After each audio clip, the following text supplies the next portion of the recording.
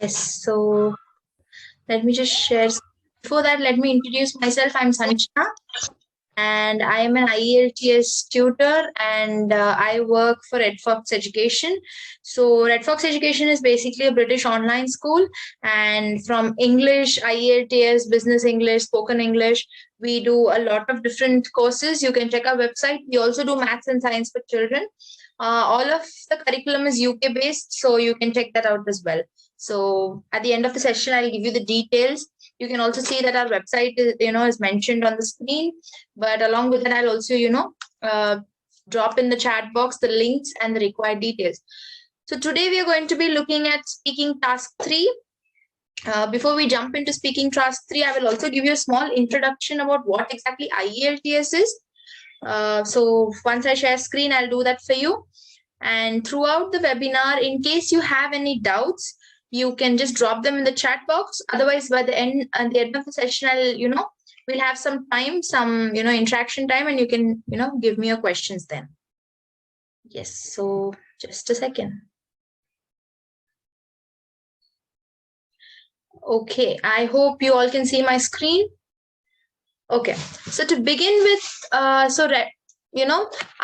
is basically an exam that you give when you want to go abroad. It's just to test your language skills to see if you can survive in another country. Basically, that is all IELTS is. Many people get very worried about IELTS, but I personally would say that with the right practice and with right feedback, IELTS is really very easy. So you just need the right guidance, that's all. So in IELTS, you have reading, writing, listening, and speaking. So in that, today we are going to be looking at speaking task 3 or part 3. So now in speaking again, for those who have started preparing, you'll know. And for those who are new, you may not know. Speaking has 3 parts, part 1, part 2, and part 3. Your part 1 will just be, basic questions. And then you will have your part 2 where you will be timed. And then you'll have part 3 where you will have to give more brief answers. So this is what it is all about. So I'm not going to teach you how to clear part 3 today. I'm just going to be giving you a few tips so that it will be very helpful for you. Okay. Like I mentioned, you can, just make note of any of the questions that you have. And once the session is over, I'll give you some time and then we can, discuss that then. Okay. So your IELTS speaking task 3 or part 3 generally lasts for 4 to 5 minutes. Okay. So the examiner will usually aim to ask around 4 to 6 questions. Okay. It will not just be 1 or 2 questions. It will be 4 and 6 and you will have to give a little elaborate answers. Okay. Okay. So some of the questions are scripted, but the examiner might sometimes even, ask some impromptu questions. So impromptu as in made up questions. So you have to be ready for that. Okay. So now we are going to discuss about the things that you must and the things that you mustn't do. Let's start with don't. Okay. So, okay. Video, I'll come to that. I will explain the video to you later, what exactly the video is, and yes. Okay. Now, am I audible? Could somebody just unmute and let me know if I'm audible? Yeah, you are audible now. Okay, thank you so much. Okay, so the don'ts. So don't think to tell something, like for example, just because something should match the examiner's ideas, please do not think that you should match the examiner's ideas. It is not at all important that the examiner's ideas and your ideas match. You can talk about your views, even if you feel like the examiner's view may not match. Generally, will not get any political based or very, controversial question. They'll keep it really simple. But in that also, you do not have to focus on your content, or you do not have to focus on the examiner liking you, whereas you can just focus on giving your answer properly in the right sentence structure and proper grammar. There is no criteria to mark your opinions during the speaking test. Okay. Yes. Moving forward, Giving memorized answers is not a good idea. Okay, you should not provide answers that you have prepared beforehand. Please, I have seen many of my students do that, where they give answers that they have already prepared. See, now certain questions you can, like, you will not know what exactly you're getting. The thing is that the beginning of the question and the conclusion and all, you can actually write down and memorize, and you can fit it for any question. Don't do that. Okay, please don't. We're all grown ups and we can come up with answers then and there. So the examiner will immediately figure out in case you do something like this, because of the way you speak, your speed, your pronunciation. So try not to. This way you might end up giving irrelevant answers, and it will also result in a lower score. So it's better that you don't. Okay. The best way to overcome this is to talk and listen. Okay, to talk and listen to a lot of native speakers. Okay, this way you improve your vocabulary, and when you improve your vocabulary, you immediately get words flowing into your mind, and you can quickly come up with different things. Okay, so next. Don't give short answers like part 1. Can somebody, one of you, unmute and just tell me how many lines generally a part 1 should have? How many lines you should generally answer a part 1 question? Anybody? Nobody wants to try? Okay.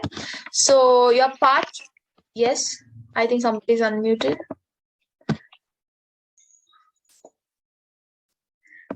Could you could one of you give me an answer? Okay, so your Yes, part, please. yes, please. Generally, how many lines do you have to answer? First, give us your name. Okay, so my name is Muhammad Shakir Yusuf. Okay, hi. Hi, how are you, please? And sorry, I'm new here, so that's why just now I come. I don't know what's going on. That's the reason I will stop here. Yes, please. Okay, so we are just discussing about task 3 in your speaking exam. So you can just go with the flow, and then later on maybe I can clear your doubts. For whoever has posted it in the chat box, superb. Yes, that's the right answer. 2 to 3 lines. So that is the appropriate number of sentences that you must use in your part 1. So when it comes to part 1, 2 to 3 lines. So when it comes to part 3, you must ideally use at least 3 to 4 sentences, long complex sentences. Okay, try to give some reason that will define your specific point of view, and maybe you can also include you can also conclude your speech with your last sentence. So just try giving a conclusion to every sentence. Okay, a conclusion generally is what to say. It's like a closure to your answer. So always try to give a conclusion. Do not leave it hanging. Next, don't try to overdo it. I've seen many students who try to go there and try to impress the examiner. No, you don't have to do that. If you want to use a fancy word, just make sure that you know the exact meaning of it. Otherwise, just don't, because it will just reduce your score.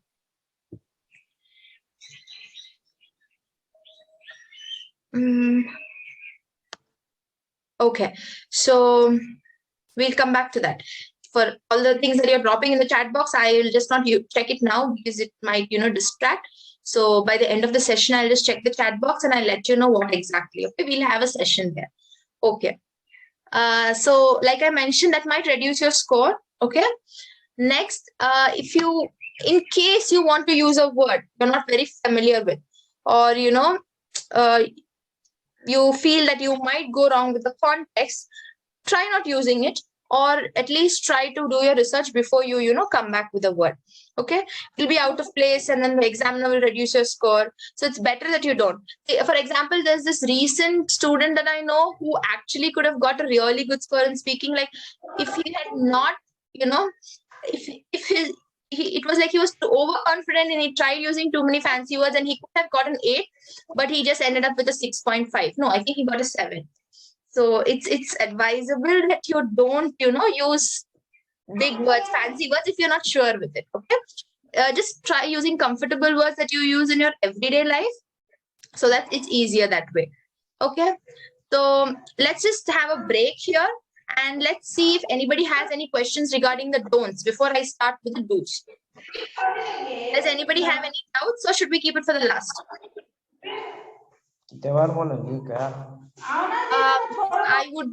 I would suggest that everybody mutes, please.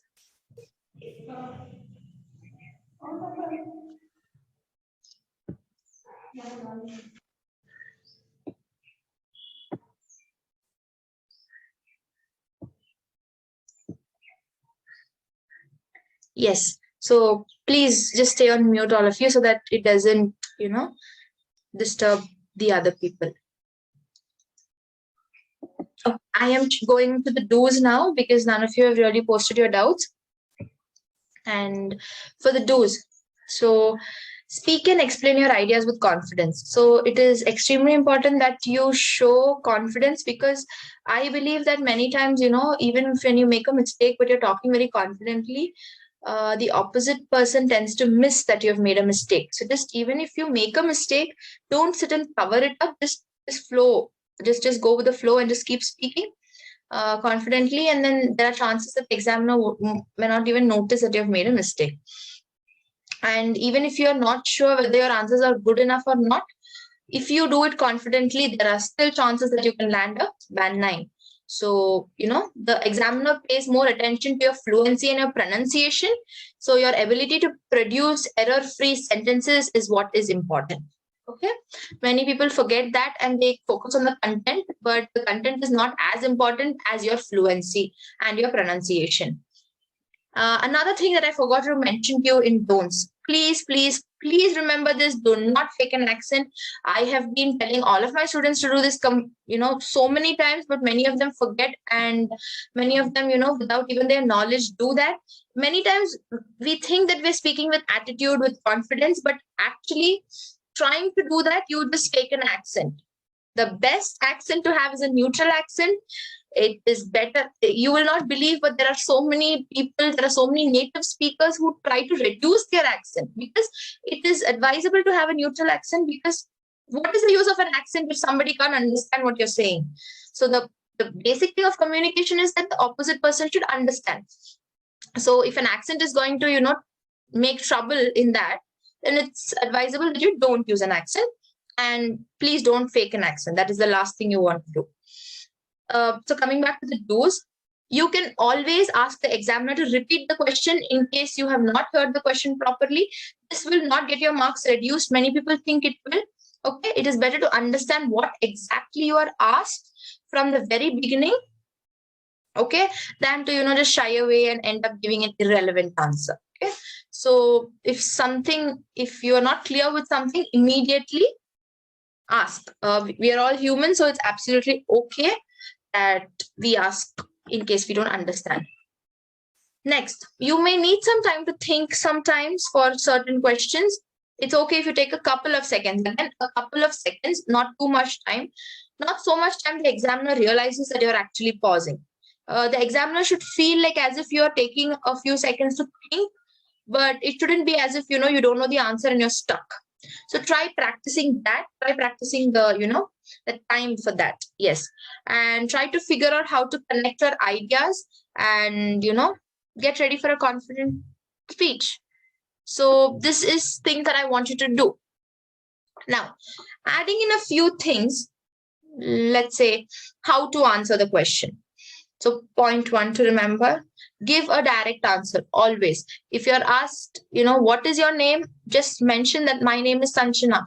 Please don't go about saying stuff like, I was born in, some year, like I was born in, say, 1987, and my father was in this country and my mother was here and that is why they named me this. No, just go with the answer. Just give a direct answer. You are not required to give a story there. Define the reason behind your specific point of view. So now if I come up, I answer a question saying I like sweets more than, spicy food. Why? I will have to define my answer as to why I prefer sweet. Maybe as a child, I was introduced to sweets more, or give an answer, okay? A specific point behind your opinion or a reason. Give an example to support your point. Examples can do wonderful things for you if used in a right way. Point one, you're speaking and you consume time with examples, and examples give more clarity on the situation. So if you use examples in the right way, it can be used to your advantage beautifully. So try doing that. Try using a lot of examples in your speaking. Try using a lot of examples even in your writing. And then conclude with a sentence by connecting your ideas and examples to the matter of the question. As in whatever question has been asked, try concluding that. Even if in between you have gone off track somewhere, just try concluding based on the question. Maybe try paraphrasing or something closer to that, so that the examiner feels that you're giving relevant answers. Yes. So before we jump into the question answer session, I would like all of you to see the screen. So if you can see the screen, this is actually a PPT. So this is how your lessons are going to be. So like you can see on the screen, this is how your lessons are going to be. And with every lesson, you will have a video included from a British tutor, a pre-recorded video. Just play one for you. In this lesson, we look at part 3, speaking. So this way, you will have pre-recorded videos from a British tutor. So yes, and you will also have homework, and you will also have assignments with every lesson. So this is how your Red Fox Education lesson, this is how it looks like. And then what happens is you have 3 courses. So these 3 courses are for 3 different set of people. The first course is comprehensive, and then we have catapult, and then we have fast track. So these are 3 different courses. You can look at our website for more details, and you can also ask for a one-on-one counseling session if required. So these are few things that I would like to mention to you. You can also check out our Insta and Facebook page. I will drop the link for you in the chat box. Yes. So let's just go to the chat box and see if anybody has asked for anything. 2 to 3 lines. Yes. Okay. Yes, that's the right answer. Can we talk simple English? Yes, absolutely. Your English can be simple.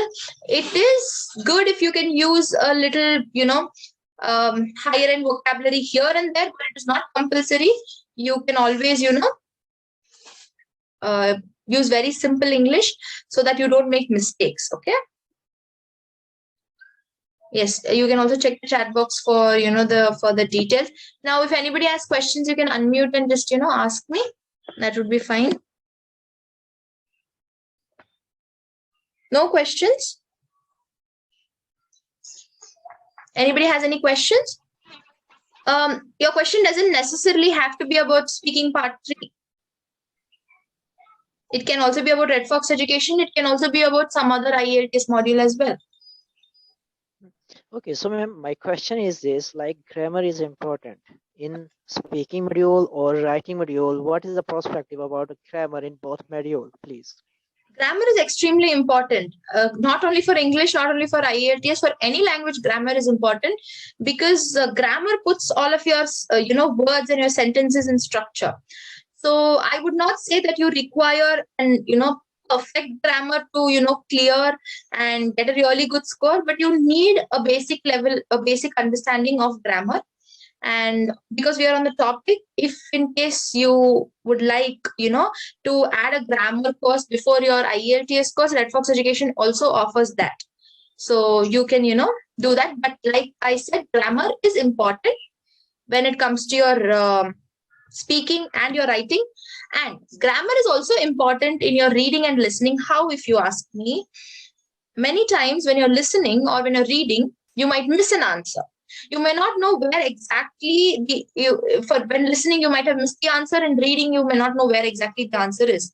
Now, this is where grammar plays a role, where you can assume, you can, guess, and you can write the answer. So grammar helps you do that. So grammar is important for all the 4 sessions, not only for speaking and writing. Okay, so ma'am, you can tell us that in a 1 month, what is the way that improve the grammar in a past sessions well? Practice. If you have a one time, You'll so have how to can practice with proper guidance. You'll first have to get help, and you'll have to understand what exactly, like what is a noun, what is a pronoun, what is an adjective. You'll have to understand that, and then you'll have to continuously practice. No other way. Okay. So, right, what we students do, like we start reading the book, like what noun, pronoun, adjective, word. We don't know how to solve that exercise as well and know the solution of these exercises as well. Can you suggest any book here? If you Okay, so I would suggest that, to be frank, because again, Red Fox Education, I would suggest that you take up the Red Fox Education grammar course, because that will be really helpful. And they have wonderful tutors, so they will also be able to guide you. So, maybe you can have a transition of grammar into IELTS. So that is something that I would suggest. okay, cool, right. Yes. And how to crack the writing task too. Okay, that's a very, it's not a very specific question. Things to remember for writing task 2. A few things you can remember is use examples. Focus on your coherence. Okay, there should be continuity in your essay, and have a proper structure. These are few things that you can remember, but there's a lot to be discussed about in your writing task 2. Maybe I'll do my next webinar on writing task 2, and you can, attend that webinar. Anything else? Any other doubts? That's all for today. Okay, so like I mentioned, do check out Red Fox Education website, and you also have offers running on the courses right now. So in case one of you wants to pick up a course and do a course, you can do that as well. And I would also like to mention that with these courses, you have a lot of tests, and you also have one mock test with our British tutor, which comes included in this. So that's what, check our website and you will have all the details. And in case you have any further questions, you can always contact us via WhatsApp or call. And for any reason, if you want to speak to me, you can always call the Red Fox Education office, and you can ask for me. My name is Sanchana. Thank you. Have a nice day. Bye-bye.